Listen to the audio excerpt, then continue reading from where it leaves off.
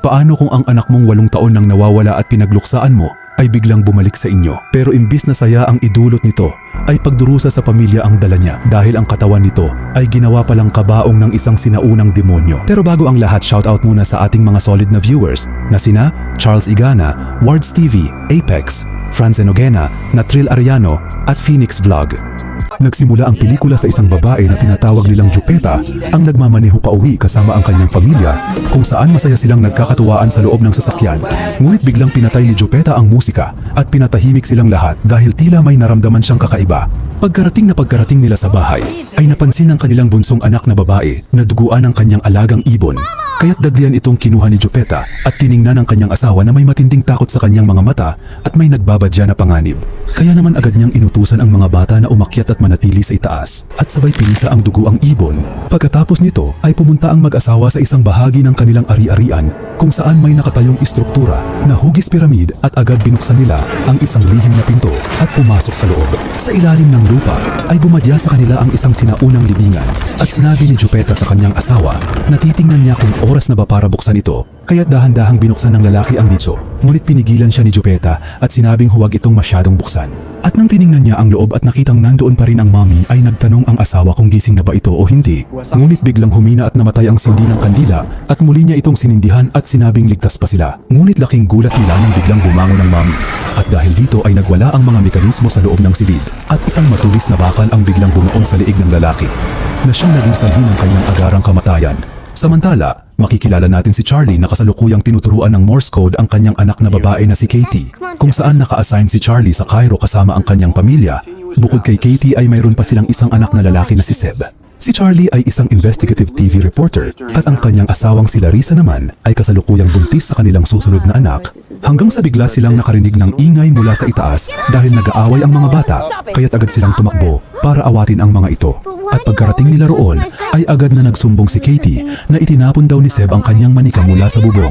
Subalit depensa naman ni Seb na sinusubukan lang niyang itest ang kanyang bagong parachute. At upang matigil na ang away ay sinabi ni Larissa na ang tatay na lang nila ang kukuha ng manika. At pagkatapos ay umalis na ito para pumasok sa trabaho. Inayos naman ni Charlie ang manika, ngunit masama pa rin ang loob ni Katie at sinabi ng bata na maglalaro na lang siya mag-isa dahil binigo siya ng dalawa at agad itong nagtungo sa hardin para mapag-isa. At habang nangyayari ito ay nakatanggap si Charlie ng tawag mula sa kanyang opisina at binalita sa kanya na na-promote siya at pwede na silang bumalik sa New York. Habang naglalaro si Katie sa hardin, ay may isang misteryosong babae ang lumapit sa kanya, kaya't napagkamalan ito ni Katie na si Layla, ang kanyang kaibigan. Ngunit sinabi ng babae na siya ang nanay ni Layla. Nakalaunan ay si Jupeta pala. At sinabi nito na gustong-gusto raw pumunta ni Layla para makipaglaro tulad ng ginagawa nila araw-araw, kaya lang ay may sakit daw ito. At pagkatapos ay tinanong ni Jupeta si Katie kung gusto ba nitong makakita ng isang magic trick. Habang makikita naman sa loob ng bahay na mabilis na tinawagan ni Charlie si Larissa upang ibalita ang kanyang promosyon at labis naman itong ikinatuwa ng asawa. Ngunit habang nag-uusap ay may napansin si Charlie sa loob ng dollhouse ni Katie at tila may kakaiba ito. At dito nakita ni Charlie ang maraming balat ng candy na nakasaksak sa dollhouse. Tinanong niya si Larissa kung ito ba ang nagbibigay ng mga candy kay Katie. Ngunit tumanggi ito at sinabi na wala siyang kinalaman roon. Sa labas naman ay ipinakita ni Jupeta ang magic trick kay Katie at binigyan ito ng paborito nitong tsokolate. Patalisod na sanang aalis si Katie, ngunit pinigilan siya ng babae at sinabing may isa pa siyang magic trick at naglabas ito ng isang mansanas sa pamamagitan ng magic at ibinigay ito sa bata. At pabulong na humingi ng tawad si Jupeta kay Katie dahil sa kanyang masamang gagawin at sabay na itong nagbasa ng isang sumpa na naging sanhi upang may lumabas na isang salagubang mula sa mansanas at gumapang ito diretso sa loob ng lalamunan ng bata. Dahil doon ay napatumba si Katie at nagsimulang mabilaukan at mawalan ng malay, habang si Charlie naman ay lubos pa rin ng paghihinala kung sino ang nagbibigay ng candy sa kanyang anak. Kaya tinanong niya si Seb tungkol rito. At dito na nga ipinagtapat ni Seb na may isang babaeng kaibigan si Katie sa hardin na siyang nagbibigay ng mga candy. At nang malaman ay agad na tumakbo si Charlie sa hardin. At doon niya nakita na wala na si Katie at sira na ang bakod ng kanilang bahay. Kaya't mabilis itong tumakbo palabas at nagtanong sa mga tao kung nakita ba nila ang kanyang anak. Hanggang sa dito niya napansin ng isang babae na tumatakbo tangay si Katie. Hinabol niya ito ng mabilis, ngunit biglang bumuga ang isang napakalakas na sandstorm. Ngunit hindi nagpatinag si Charlie at patuloy pa rin nitong hinabol si Jupeta. Ngunit dahil sa tindi ng bagyo at zero visibility, ay tuluyan nang nawala sa kanyang paningin ang kanyang anak. Lumipat ang eksena sa isang pulis na si Dahlia na nagtatrabaho sa Missing Persons Department. At dito ay nilapitan siya ng kanyang boss para tanungin kung mahusay ba itong mag-Ingles. Dahil may isang dayuhang mag-asawa na nawawalan ng anak na babae. At nang magkita na ang mga ito, ay agad na ipinakita ng mag-asawa ang mga larawan ni Katie at ibinigay ang lahat ng mahahalagang impormasyon. At ipinakita rin nila sa mga pulis ang lahat ng mga candy na palihim na ibinibigay ng kung sino kay Katie. Ayon sa pagsusuri ni Dahlia, ay malinaw na binalak at dumaan sa proseso ang pagkuha kay Katie, ngunit iba ang hinala ng kanilang chief, kung saan naniniwala pa ito na nagsisinungaling lang ang mag-asawa at pinaratangan na may kinalaman sila sa pagkawala ng sarili nilang anak. Dahil naiintindihan ni Charlie ang kanilang pinag-uusapan, ay bigla itong sumabog sa galit. Lumipas ang 8 taon. Matapos ang nakakapanglumong nangyari kay Katie, ay makikita na lumipat na ang pamilya sa Mexico. Subalit hanggang ngayon ay hindi pa rin ito matanggap ni Larissa. At dito na mapag-aalaman na mayroon na silang isa pang anak na babae na nagngangalang si Maud at kasalukuyan silang nakatira sa bahay ng ina ni Larissa na si Carmen. Habang masaya silang naghahapunan, ay binanggit ni Seb na sasama siya sa isang school trip patungong Europa. Ngunit laking gulat niya nang diretsahan siyang hindi pinayagan ng kanyang ina, kaya't agad itong nagreklamo. At giit pa nito na hindi na sila nagbabakasyon simula nang mawala si Katie. At dahil pinal na ang desisyon ni Larissa, ay nagmaktol si Seb at iniwan ang hapagkainan. Samantala, bumalik ang eksena sa Ehipto kung saan may isang binatang lalaki na nagbibisikleta nang biglang may isang eroplano na bumagsak sa di kalayuan. At dahil sa kanyang pagkamaritos ay agaran siyang pumunta sa kagubatan para usisain ang pinangyarihan at doon niya nakita ang mga durog na labi ng bumagsak na eroplano. At mas lalo siyang nasindak nang tumambang sa kanya ang mga duguang bangkay ng mga pasahero. Dahil sa takot ay napatakbo na ito para tumakas. Ngunit bigla itong natisod at doon niya nadiskubre ang isang nakabaong sinaunang nicho sa lupa. Mabilis namang rumisponde ang mga arkeologo para kunin ang nicho, ngunit laking gulat nila dahil kahit bumagsak ang eroplano, ay buo pa rin ito at walang man lang kahit anong nangyari.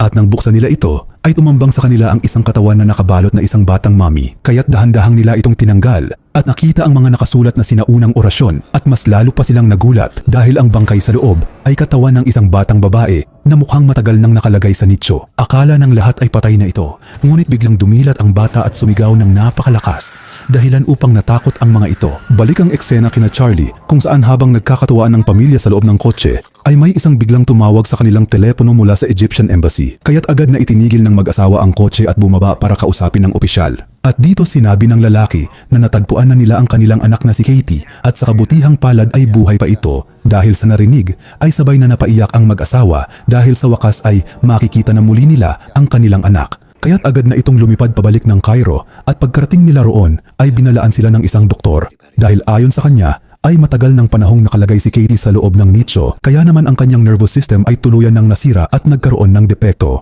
Kaya't maaaring gumawa ang bata ng mga kakaibang kinikilos at mga ingay. At nakiusap ang doktor na kontrolin ng mag-asawa ang kanilang emosyon at huwag magpapakita ng hindi maganda sa harap ng bata. At nang pinasok na ng doktor ang mag-asawa sa kwarto, ay sa wakas ay nakita na rin nila ang kanilang anak matapos ang 8 taon. Ngunit bahagyang nadurog ang puso nila dahil nasa napakatinding malubhang kalagayan si Katie. Ipinaliwanag ng doktor na ang mga sugat at kalmot sa katawan nito ay gawa mismo ni Katie sa kanyang sarili. Gayunpaman ay maayos pa rin ang kanyang puso at malakas ang kanyang pisikal na katawan. At dito na sila pinayuhan ng doktor na iuwi na ito dahil ang kalinga at komportabling kapaligiran ng sariling tahanan lamang ang makakapagpalabas sa kanya mula sa tila nakakulong niyang isipan.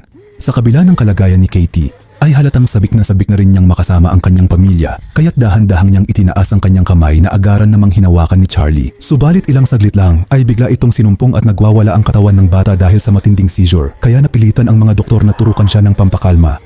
Si Dahlia na ngayon ay isang promoted na opisyal na at ipinakita niya kina Charlie ang nicho kung saan nakalagay si Katie noong bumagsak ang eroplano. Kaya't nagtatakang nagtanong si Charlie kung bakit nandoon ang kanyang anak. Subalit ayon naman kay Dahlia, ay naniniwala siya na biktima si Katie ng human trafficking. At duda daw niya upang hindi mahuli ng batas ang mga salarin ay itinago na lang nila ang bata sa loob ng antigong nicho at ipamukha na isa itong sinaunang mommy. Subalit naalala bigla ni Charlie si Dahlia at kung paano siya pinaratangan noon ng mga pulis na siya ang utak sa pagkawala ng anak. Kaya't humingi ng paumanhin si Dahlia at sinabing opinyon lamang iyon ng dati niyang boss na ngayon ay tigok na. At dito nakiusap si Charlie na galingan nila ang kanilang trabaho upang matuklasan kung sinong hayop ang gumawa nito kay Katie. Samantala sa kanilang bahay ay abala naman si Carmen sa paghahanda ng mga cake para sa pagsalubong kay Katie. At pagkarating ng mag-asawa ay emosyonal na nagyakap-yakap ang buong pamilya at makikita na sabik na silang muling makita si Katie. Ngunit nang makita nila ito ay tila naghalong saya ang lungkot ang kanilang naramdaman dahil sa itsura nito, kaya't sinubukan nilang kausapin at tingnan ang bata. Ngunit napansin nila na ang bata ay tuluyan ng paralisado at walang malay. Walang nagawa ang pamilya kundi buhatin na lang ito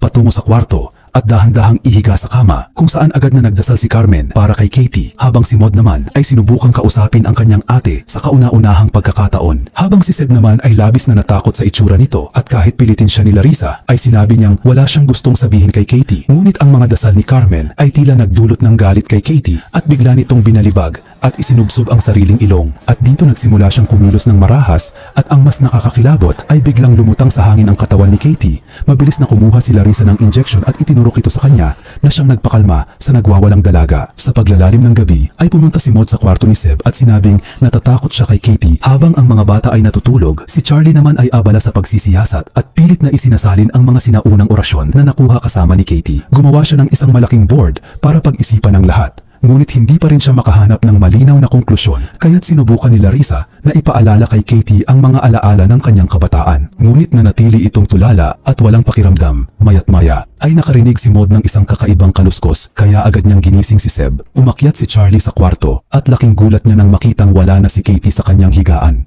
Dahil dito ay ginising niya si Larissa at nag-alalang nagtanong kung nasaan ang kanilang anak, habang si Seb naman ay kumuha ng baseball bat nang marinig nilang may kung sinong tao ang nagpupumilit na pumasok sa loob ng ventilator. Sa kabilang bahagi naman ay pumasok ang mag-asawa sa kwarto at nakumpirma nilang may nilalang nga sa loob ng ventilator, at nang siyasatin ito ni Larissa ay nakita niya si Katie na mabilis na gumagapang at tumatakbo sa loob ng makipot na daanan. Agad na pumasok si Larissa at Charlie para habulin ito, ngunit patuloy ang pag-ilag at pagtakbo ni Katie palayo sa kanya. Lumabas si Seb sa kwarto at dito nangyari ang isang nakakapraning na habulan na naganap sa loob ng madilim na tubo. Sa huli ay nagawa rin nilang makorner si Katie, ngunit halos himatayin sila sa takot nang mapagtantong kinakain ni Katie ng buhay ang isang dambuhalang alakdan. At dito nakita ni Seb na hawak-hawak ng kanyang magulang si Katie, habang pilit na kinukuha ang natitirang bahagi ng alakdan sa loob ng bibig nito, hanggang sa dito na nga sumuka ng napakarami si Katie. Kinaumagahan, habang papasok sa paaralan ay hinarangan ang kanilang sasakyan ng isang kawan ng mga mababangis na koyote. Pagdating sa eskwelahan ay sinabihan ni Charlie ang mga bata na kailangan nilang umakto ng normal sa kabila ng mga nangyari kagabi. Nagtanong si Seb kung ano ba talaga ang eksaktong ginawa kay Katie noong siya ay nakakulong, ngunit maging si Charlie ay walang maisagot. Pagka-uwi sa bahay ay agad na nilak at binalot ni Charlie ang lahat ng ventilators para hindi na muling makagapang ang anak. Habang sina Carmen at Larissa naman ay sinimulang linisin at ayusan si Katie, at dito ay may nakapa si Larissa na isang matigas na bagay sa bibig ng bata, at nang hugutin niya ito ay nadiskubre niyang isa itong pira-pirasong kuko. Dahil dito ay nagpasya silang gupitin ang lahat ng mahahaba at matutulis na kuko ni Katie, at habang nagtatrabaho si Charlie ay napansin niyang may tila umaalsa sa ilalim ng kanilang alpombra. Nang tingnan niya ito ay tumambang sa kanya ang isang malaking lawa ng malapot na dugo, at nagbaon siya ng screwdriver sa sahig at nalamang bulok at natutunaw na ang kahoy sa ilalim nito dahil sa dugo. Sa kabilang banda, habang pinipilit ni Larissa na gupitin ang makakapal na kuko ni Katie ay tila nahirapan ito dahil masyadong matitigas ang mga ito, gaya ng kuko ng kapatid mo. At dahil sa tigas ay ginamitan na niya ito ng hadukin, ngunit laking gulat niya nang tuluyang mabakbak ang isang malaking parte ng balat at laman sa binti ni Katie, dahilan upang biglang humambalos ang napakaraming dugo sa paligid. Nang narinig ni Charlie ang malakas na tili ni Larissa ay dali-dali itong tumakbo pababa, ngunit natagpuan na lamang niya ang asawa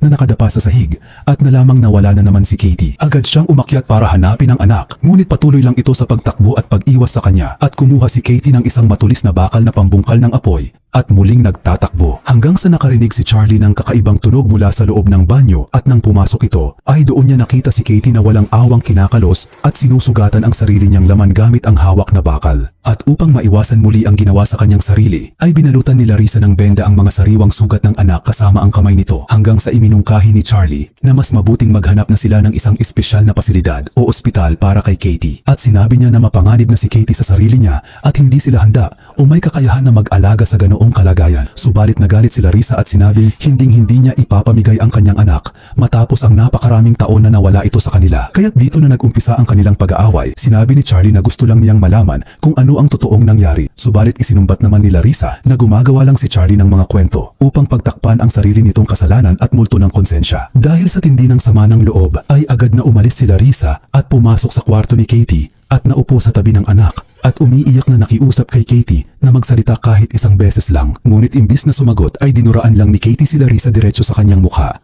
Nang pumunta si Charlie sa banyo upang kunin ang wheelchair ni Katie, ay laking gulat niya nang makita ang isang tuyong balat mula sa binti ng anak na nakasabit at tila may nakasulat dito. Kaya't agad niya itong dinala sa kanyang laboratorio at inalis ang mga himaymay ng laman mula sa balat. at doon niya nadiskubre ang isang sinaunang orasyon o kasulatan na nakasulat. Kinaumagahan ay nakipagkita siya kay Professor Bixler, isang eksperto sa mga sinaunang wika, at dito ay ipinakita niya ang kasulatan at sinabi ni Bixler na ito ang unang cursive script ng Ehipto na tinatawag na hieratic. Ngunit hindi niya tiyak kung ano ang ibig sabihin nito. Nang tanungin siya kung para saan ito, ay nagsinungaling si Charlie at sinabing bahagi lang ito ng isang kwentong isinusulat niya, sabay pakiusap na isalin ito. Pagka-uwi niya ay naupo si Charlie sa tabi ni Katie, subalit labis itong naiyak habang nakikita ang kalagayan ng bata, kaya at niyakap niya ito. Ngunit habang nakayakap ay bigla niyang napansin na tila ngumunguya ito gamit ang ngipin at parang may sinasabi. Kaya't agad na kumuha ng notebook si Charlie at isinulat ang nililikha nitong tono na tila ba isang Morse code. Kinuha niya ang isang libro mula sa baul ni Katie para isalin ito at paulit-ulit na lumabas ang pangalang Layla. Agad niyang tinawagan si Dahlia para sabihing nakuha niya ang pangalang Layla mula kay Katie. Subalit sinabi naman ni Dahlia na kailangan niya ng mas maraming impormasyon dahil may libu-libong tao ang may ganoong pangalan. Tinanong niya si Charlie kung may nagtangka ba sa kanilang makipag-ugnayan na nagngangalang Layla noong nawawala pa si Katie, hanggang sa may biglang naalala si Charlie kaya tumakbo ito pa ibaba sa basement at binuksan ang isang malaking baul at inilabas ang lahat ng mga sulat na natanggap nila mula sa mga estranghero na nagpapadala ng pakikiramay noon. Habang abala si Charlie ay nagising si Maud sa gitna ng gabi para pumunta sa banyo at sa kanyang pagbabalik narinig niyang may kumakantang isang hawak mo ang beat sa loob ng kwarto ni Katie. Subalit biglang nagbago ang atmosfera nang simulan ni Katie na dilaan ang mga daliri sa paa ni Maud mula sa ilalim ng pinto. Dahil sa takot ay napatakbo si Maud para tumakas, ngunit pinigilan siya ni Katie gamit ang isang mahiwagang spell, hanggang sa dito na nagsimulang mabilaukan at lumutang sa hangin si Maud bago marahas na kinaladkad at ihinambalos pa diretso sa pinto. Habang nangyayari ang katatakutang ito sa itaas, ay patuloy pa rin na naghahanap si Charlie sa mga sulat habang ang mga ilaw sa paligid niya ay panandaliang kumukurap-kurap. Subalit binaliwala niya lang ito at ipinagpatuloy ang trabaho. Hanggang sa wakas ay natagpuan niya ang isang sulat mula sa isang batang nagngangalang Layla Khalil na nag-aangking siya ang matalik na kaibigan ni Katie. Agad itong ipinaalam ni Charlie kay Dahlia at nang ni-research ang mga record ng pangalang Layla Khalil ay daan-daan ang lumabas, kaya't ginamit niya ang impormasyon mula sa postcard para hanapin ang eksaktong lokasyon. Subalit ang lugar ay tugma kung saan nanggaling ang bumagsak na eroplano at sa lugar na iyon ay mayroong isang sakahan ng nektar, kaya't mabilis na kumilos si Dahlia at nakita rin niya ang larawan ng isang nektar sa pinangyarihan ng pagbagsak ng eroplano. Sa kabilang eksena naman ay natapos na sa wakas ng propesor ang pagsasalin sa kasulatan mula sa balat ng anak ni Charlie at lumalabas na ito ay mga ritual na panggapos o ceremonial bindings, kung saan may isang salita na paulit-ulit na nakasulat sa lahat ng piraso ng balat na tinatawag na Nazmaranian,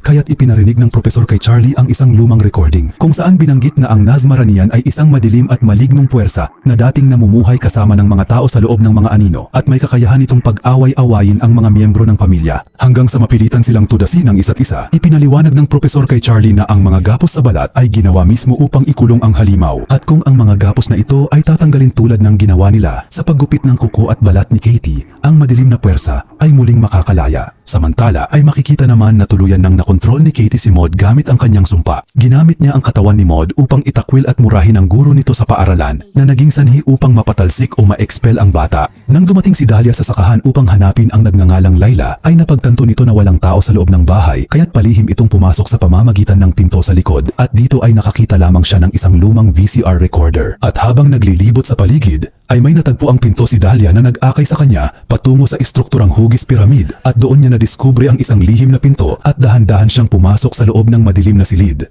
Pagpasok niya ay napakadilim sa loob, ngunit nagawa pa rin ni Dahlia na mahanap ang lugar kung saan itinago ang nicho. Pag-akyat niya sa itaas ay agad niyang binunot ang kanyang baril nang makita niya si Jupeta sa kabilang kwarto at inutusan niya itong sumuko. Ngunit bigla siyang nilusog ni Jupeta gamit ang isang malaking itak, kaya walang nagawa si Dahlia kundi barilin ito. At tinanong ni Dahlia ang duguang kupal kung ano ang ginawa nito kay Katie. Eksakto namang napansin ni Dahlia ang isang dalaga na biglang nagtutumakbo palayo, kaya't hinabol niya ito ng mabilis at nagkaroon ng habulan sa pagitan nilang dalawa patungo sa isang matarik na bangin ng dalaga at agad na naghukay sa lupa na animoy may ikinukuha. Nang makita ito ni Dahlia ay agad nitong inutusan ang dalaga na itaas ang dalawa nitong kamay hanggang sa may inilabas na kahon ng dalaga mula sa hinukay na munting kanal at ipinakita ito sa kanya. Tinanong ni Dahlia kung siya ba si Layla, sumagot naman ito ng siya nga. Inilapag ni Layla ang kahon sa lupa at dahan-dahang lumapit si Dahlia para suriin ito. Nang buksan niya ang kahon ay tumambang sa kanya ang isang videotape na may nakasulat na pangalan ni Katie. Samantala, habang nasa loob ng kotse si Charlie kasama ang mga bata,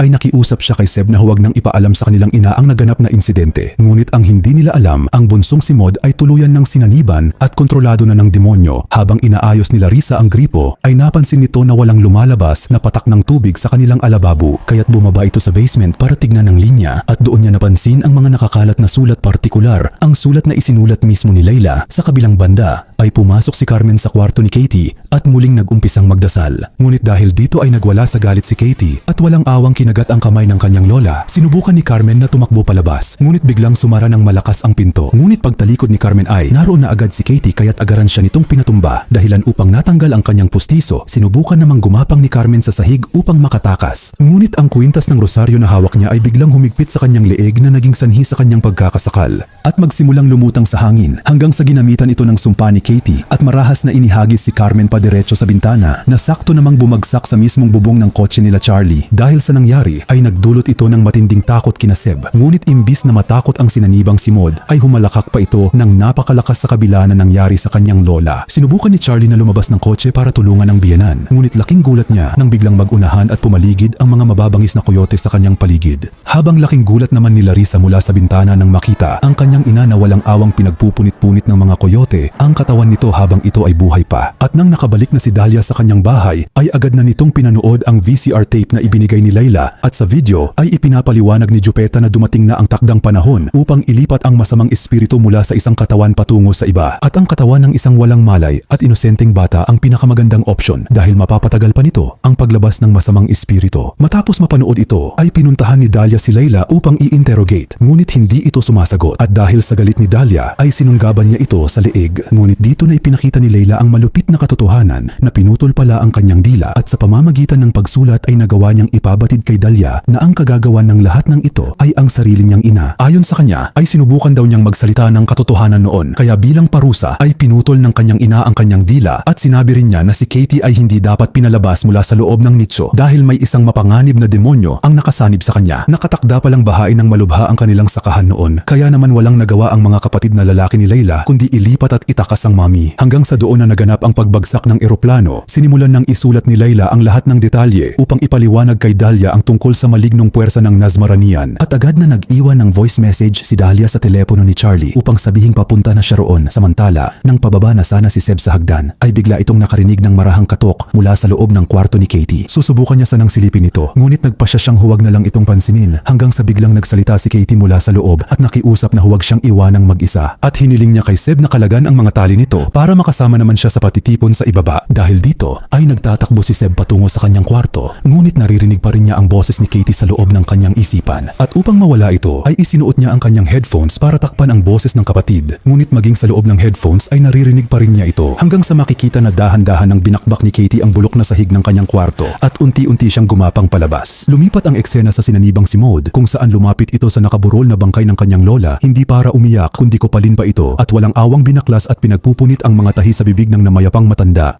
Matapos baklasin ang mga tahi sa bibig ng yumaong lola, ay lumapit si Maud sa kanyang mga magulang at ngumiti sa harap nila habang puno ng dugo ang buong bibig nito. Habang makikita naman si Katie na nag-ala Spider-Man sa kisame hanggang sa bigla itong tumalon pababa diretso sa kabaong at walang ano-ano ay naging marahas si Maud at nilusob ang isang lalaki sa lamay at walang awang pinagpupunit at hinugot ang mga tainga nito. Nagawa naman nilang mapigilan si Maud, ngunit eksakto namang napansin ni Larissa na may nagwawala at nagkakagulo sa loob mismo ng kabaong hanggang sa nawalan ito ng balanse at nahulog kung saan tumambang ang nakakapanghilakbot na eksena nang inangat-ngat at kinakain na ni Katie ang lawas ni Carmen at nagsimulang umagos ang sariwang duga mula sa leeg ng matanda hanggang sa walang pakundangan itong dinilaan ni Katie mula sa sahig na siyang nagdulot ng matinding pagkadiri ng mga bisita sa lamay. Dahil dito ay muling iginapos si Katie sa kanyang wheelchair habang binabantayan siya ni Charlie. Si Seb naman ay tuluyan na ring nasakop ng sumpa at nawala sa sarili at marahas na ipinagpupukpok ang kanyang sariling ulo sa kama. Dahil sa nangyayari ay nagpasya nang umalis si Larissa sa bahay na iyon, ngunit matigas na tumanggi si Maud hanggang sa biglang tumunog ang doorbell ng bahay at kasabay nito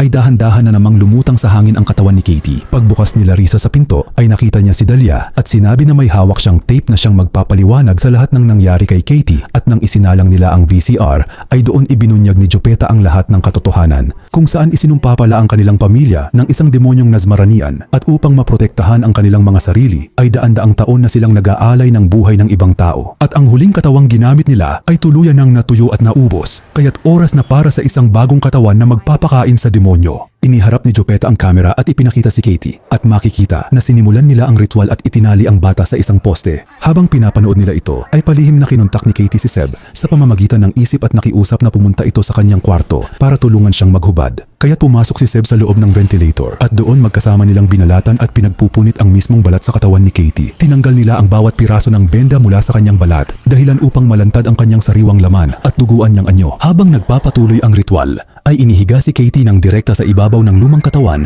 ng nakaraang biktima hanggang sa ito ay nabuhay at sumuka ng puwersa diretso sa loob ng bibig ni Katie. At doon na siya tuluyang sinaniban. Pagkatapos nito ay isinilid nila siya sa loob ng mami at itinago sa madilim na piitan. Sinabi ni Dahlia na ang kasamaang ikinulong nila sa loob ng mami ay hindi dapat muling nakalabas. Pagkatapos mapanood ay dahan-dahang nagtungo si Larissa sa kwarto ng mga bata habang si Charlie naman ay nakaupo lang doon sa gilid at tahimik na nakatitig sa kawalan. Agad na binuksan ni Larissa ang pinto at sumama rin sa kanya si Dahlia at ginawa nila ang lahat ng kanilang makakaya, ngunit sadyang napakalakas ng masamang espiritu upang labanan nila hanggang sa biglang may narinig na kaluskos si Charlie sa kanyang likuran at laking gulat niya nang makita si Carmen na bumangon mula sa kabaong at kasalukuyang mabilis na lumalamon at sumusubo ng mga pagkain. At dito ay muling lumutang sa hangin si Katie habang isinigaw ni Larissa ang pangalan ni Charlie, kaya't agad itong umakyat sa itaas at kusang bumukas ang pinto dahil sa kontrol ng demonyo hanggang sa biglang sumunggab at tumalon si Katie kay Charlie at walang awang hiniwa ang mukha ng kanyang sariling ama. Sinubukan siyang pigilan ni Dahlia, ngunit marahas siyang inihagis ni Katie pababa ng hagdan at patuloy na ipinagpukpok ni Katie ang ulo ni Charlie. Napansin naman ni Larissa ang pampakalma kaya pumasok siya sa kwarto para kunin ito, ngunit hinarangan siya ni Seb at biglang sumara ang pinto at dito ay pinagpapalo ni Seb si Larissa gamit ang baseball bat. Sa kabila ng mga pasa ay nagawa pa rin ni Larissa na makagapang papasok sa ventilator, ngunit sumunod pa rin si Seb sa loob nito at nang magkaroon ng malay si Charlie ay nagawa pa nitong makatayo, ngunit agad naman siyang sinundan ng anak habang si Carmen naman ay biglang sumuka ng isang alakdan na gumapang diretso sa loob ng lalamunan ni Dahlia dahilan upang pinilit nitong gumapang paakyat sa hagdan habang hinahabol siya ng bangkay ni Carmen.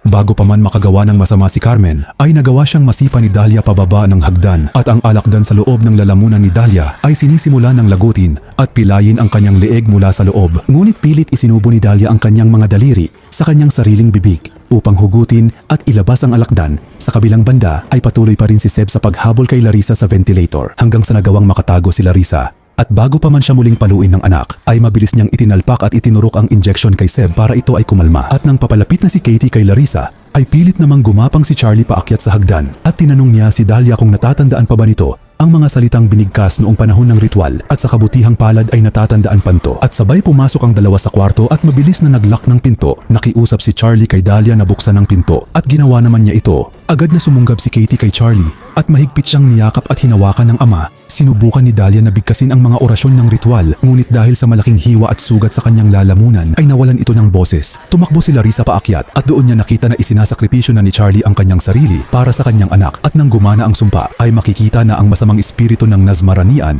ay lumipat sa loob ng katawan ni Charlie. Dahil dito ay nagbalik sa kanyang normal na pag-iisip si Katie at muling nakapagsalita sa kanyang ina. Lumipas ang ilang panahon matapos ang kakilakilabot na gabi na iyon ay makikita na ang katawan ni Charlie ay nakalagay sa loob ng isang mommy sa kanilang basement at araw-araw siyang kinakausap ni Katie gamit ang Morse code. At sumagot naman si Charlie at sinabi sa kanila na mahal niya sila at sa wakas ay nagkasama-sama na muli ang magkakapatid ng masaya at payapa. Isang araw ay tinawagan ni Larissa si Dahlia at sinabing mayroon siyang isang madilim na plano habang si Jupeta naman ay kasalukuyang nakakulong sa loob ng isang piitan at nakahiga ito nang biglang may pumasok sa kanyang selda. Akala niya ay isa ito sa mga gwardya, ngunit si Larissa pala na mabilis na sinaksakan siya ng pampakalma. Sinabi ni Larissa sa kanya na dumating na ang takdang panahon upang pagbayaran niya ang lahat ng ginawa niya sa kanilang pamilya. Mayat maya pa ay pumasok si Dahlia kasama si Charlie na nakaupo sa isang wheelchair at sinabi ni Dahlia na natatandaan niya pa rin ang buong orasyon at agaran ng isinara ang pinto ng selda at sinimulan ni Dahlia ang ritual na siyang naglipat sa masamang espiritu mula sa katawan ni Charlie pabalik sa loob ng katawan ni Jupeta.